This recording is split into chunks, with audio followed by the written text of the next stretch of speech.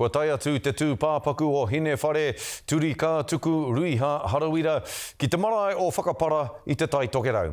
Aha koa te ki a etahi no tōna whakapapa rangatira, tōna kaha ki te pakanga mo te mana Māori, te mana wāhine me te mana o tōna iwi o Ngāpuhi.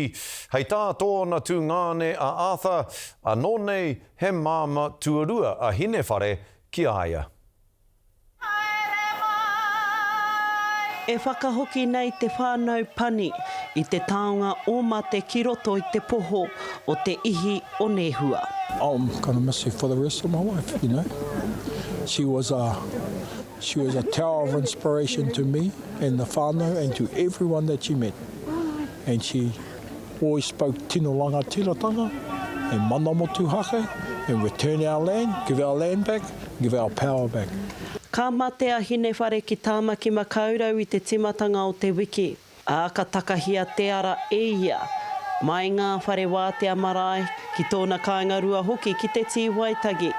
O tamatau mahi mahi mo te takutai moana, mo ngā kreme, ko Hinewhare te tahi me waire ti hoki.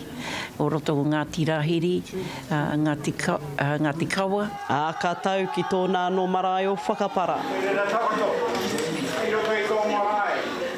He uri whakaheke no ngā kāwai rangatira o te whare tapu o Ngāpuhi.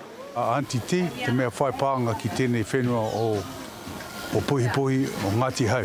Ko tāna māma, ko Hinewhare, tāna tūpuna ko hone pani tamati waka nene Nehua, ka moe ki te tūpuna whaia nei ki a te whare teneti, te rā tūpuna heke mai i te hononga ki te tuahine patuone rao ko a nene. Tā taiawa ko whare teneti. Taiawa ko ia tetahi o ngā tangata i hainatia te tiriti o Waitangi. Nā, ko e tera koto rātu taha kia Ngāti Wai. Ko ngā tātai whakapapa, he rārangi kai karanga hoki.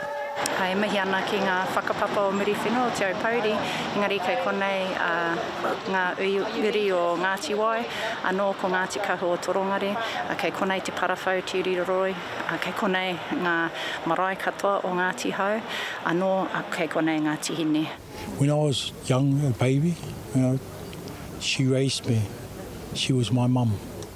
And I used to go to her mum and say, Mum, I want this. And Mum would go, you go to her mother and ask that. And she'd done everything for me. She bought my clothes, made my kai. She raised me right up until I was about 7 or 8. Ko whakaritea kia hoki atu a Hinewhare Turikatuku Ruiha Harawira ki te urupā o Ihaka i Whakapara tonu nei ki te rua whakautu o ōna tūpuna ki te taha hoki o tōna whaia a tite whai a pōpō. Harata Brown, te Karere. Haere atu rā koe e te kura tawhiti o Hawaii ki